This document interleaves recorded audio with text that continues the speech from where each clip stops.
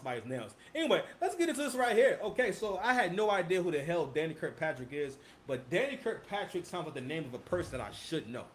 So we'll start with that. Before I get into this, make sure that I have the right mic on. Cause yeah, all right, great. We have the right mic. Let's get it. Okay, so I've been telling y'all that all right, DNA passes on information. You know what I'm saying? It passes on You information. was watching tables. You was waiting. Pass on information, right? So, if your great great granddaddy was a coward or a bitch ass ninja, more than likely some of that information is going to be there. That's going to be a part of your instincts too, right? So the same way we have main chicks, there was always someone who was like the secondary woman or side chick, second wife. And if you think that men who've had multiple wives, right? If you think that all the wives are the same and it's not a main wife or a favorite wife or a wife that has particular talents, if you're smart, he has a wife that has particular talents. But that's not everybody. You know what I'm saying? It all depends on if you can even afford a second woman, right? But anywho, but I want to open your minds up to the possibility, all right, that some chicks, a lot of women, especially black women at this point, because you got to realize the worst of us have outbred the best of us. The ones of us that are smart, I'm sorry, those of us who are smart, who are intelligent, who are on an upward trajectory, we have less kids. People with no money have the most kids. They always got kids, son. They got mad kids. And also, too, the African Americans out there, I'm here to tell you, family, African and Haitian people in this country are outbreeding you. They don't be having one freaking child. They be having a couple of kids, bro. Like they're good. A lot of times, you meet a Nigerian person or an African person, if they live here, most of the time they're not one of like two children or one of one. That's rare. That's the same with like Hispanic people. Very few Hispanic people have one kid.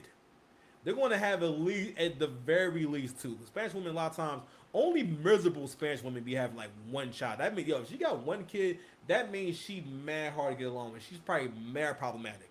If she got one kid, she by herself. All right, especially if she stays with the one kid. But anywho, so I want you to open your minds up to the fact that some chicks inherited the bedwench DNA, the side chick DNA, and some women are just more honest about the fact that you're not really made to be nobody. You wouldn't be a good wife. A lot of women, the way they are now, they're able to be in a relationship more on a part-time basis. Matter of fact, you've seen it all over social media. I mean, well, at least I've seen several instances or posts about women talking about normalizing living in separate apartments or having your own room in the house. And don't get me wrong, I do think it would be nice. I think that the man should have his own room, right? And and the bedroom is the primary room. And listen, because that way, because once he leaves the room, it's her room. You feel me? So, as a millennial, in terms of because again, things do change, and relationships change, and relationship dynamics change based on how the world changes, and that's the thing. For the women, they have not really changed. Well, I'm sorry. The women for the most part have gone on to demand more and more from men emotionally and financially. Because for the most part, what you mostly hear is Americans' idea of a good man, especially black women, is basically a nigga that's a good little doggy. All right, a nigga that do what he told. All right, that don't think for himself. I.e. the election last year, you had black women, so talking about we gonna find out who voted for Trump. My nigga, listen. I'm like, bro. Kamala Harris is probably the single worst candidate to ever run for president. And on top of that, the girl didn't want to be president. That was another thing. And on top of that, she's not a black woman. She just sound black, man. She's not a black person. Black people don't wait until they in their 50s and start saying, hey, yo, I'm black. We some black girls. No, before that, you was Asian American.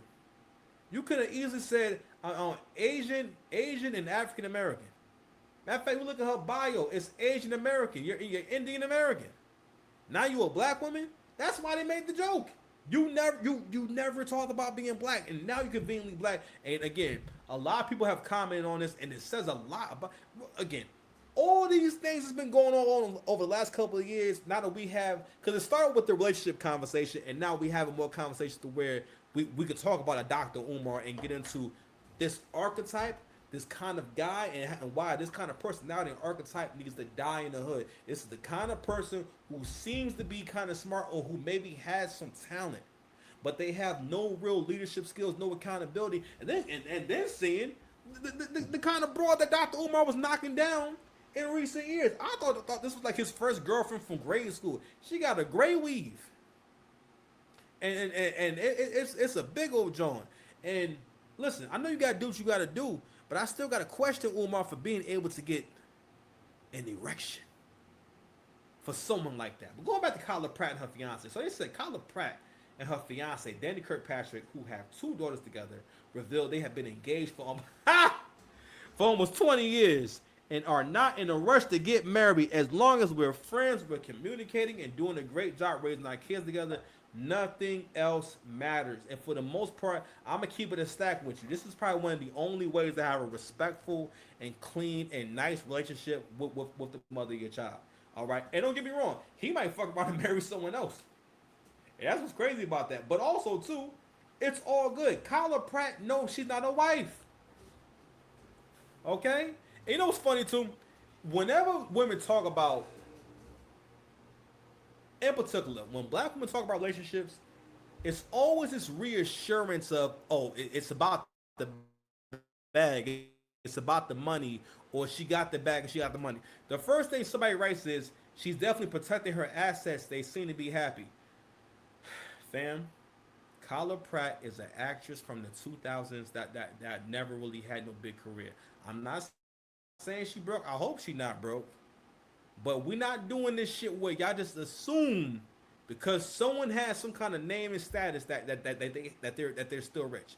No, she's not a wife. She knows she can't take.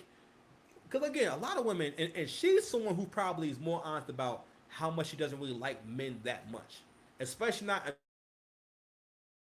enough to.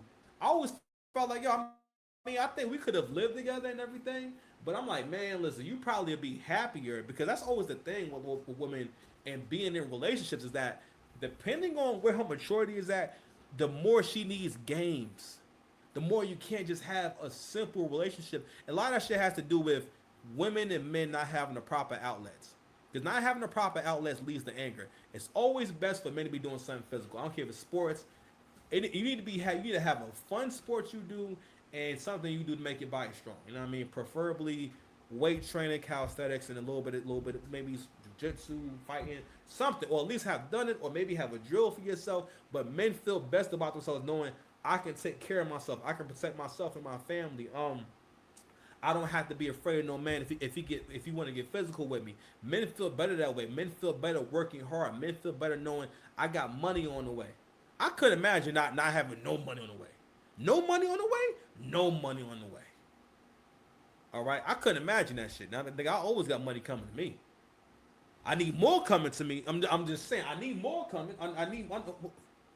Who are these niggas? Thank goodness you've had your surgery. Good to go. So, for some couples, right, I do feel as though if y'all are a family and everyone is happy, because it's also about what people need. If the kids are happy now, now listen. As long as they're having a positive relationship, so I'm assuming that they still have a romantic relationship. You know what I mean? Or maybe it's open. Who knows, right? But she's someone who kept it more real. And also, I'm gonna say this too. Kyla Pratt's probably not a selfish woman. Because a lot of women want monogamy just to be selfish. They don't really want monogamy because they're able to basically fulfill all your needs. Because for the most part, men don't really even get, especially black men. Black men don't really get into relationships with the intention of having their needs met. Like as in, oh, if they're not met, I will go elsewhere. For the most part, the way men are, especially black men are conditioned hardcore to just take shit. In fact, before we go to the next slide, because we will be addressing this foolishness with Holly Berry, right? But I wanted to show this clip.